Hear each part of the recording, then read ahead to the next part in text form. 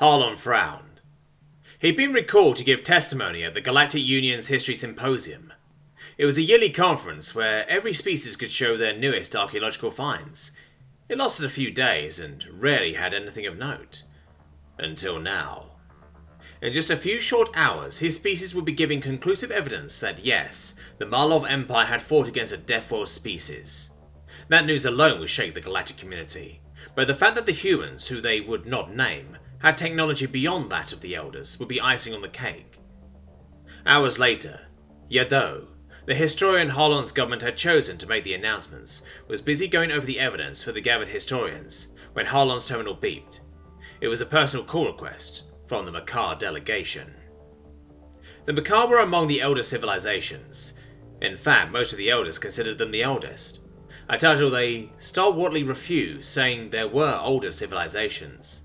It was rumoured they believed the Marlov still lived, or that the Deathworlders, humans, still lived. They were right about the humans, but only the Kakar knew that at the moment.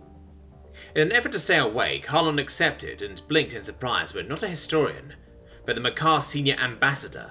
Ambassador Sotak appeared on screen. "Ambassador, what can I do for you?" he asked.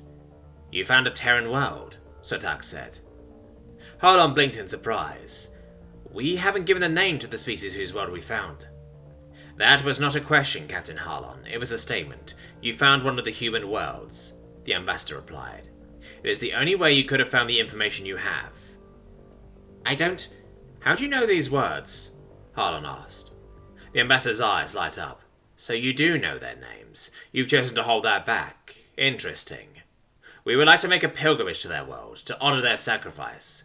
We have a gift to leave on it. It is en route to this station as we speak, and when it arrives I wish to accompany it, on board one of your ships if necessary." A major concession. On board he would have no way to track where they were going, allowing the location to remain secret, so that we may properly honour them. "You still didn't answer my question, Ambassador," Harlon replied, still shaken by the apparent data breach. Sotak sighed. "It used to be common knowledge, but my people have a genetic memory, of sorts." Harlon had heard rumours to the effect.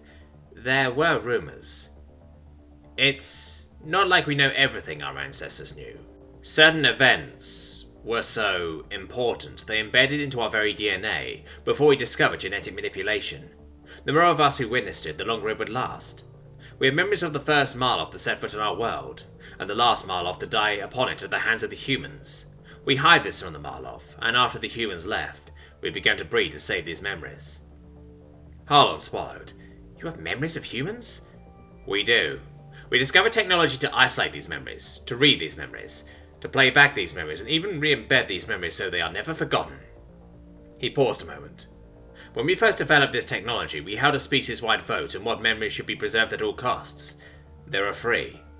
The first Makar lighting a fire, the heat of a Marlov particle weapon as it erases the first village they set foot in, and the humans freeing us from slavery." "All these years, the galaxy searched for evidence that the Marlov were destroyed." "The younger species searched. Those of us you'd call elder, we knew." "Your own species send out expeditions to this day," Harlon countered. "To do what you have done. Find a word of theirs, so we can say thank you," Sotak replied. Harlon nodded. "I will have to ask my government, and the Terrans for that matter. They will have final say. Of course, we will abide by any restriction you place. The honour of finding this is the Kakarn's. The rewards to reap your own. We only wish to pay our respects," Sotak said. 3 days later, Harlon was on his way back to Terra Nova, Sotak and company. He was looking at the gift they wished to leave. It looked Terran. His people's technicians had went over it and assured him and the government it was inert. "What is it?" he asked the ambassador. "When the Terrans freed us, they left this in orbit.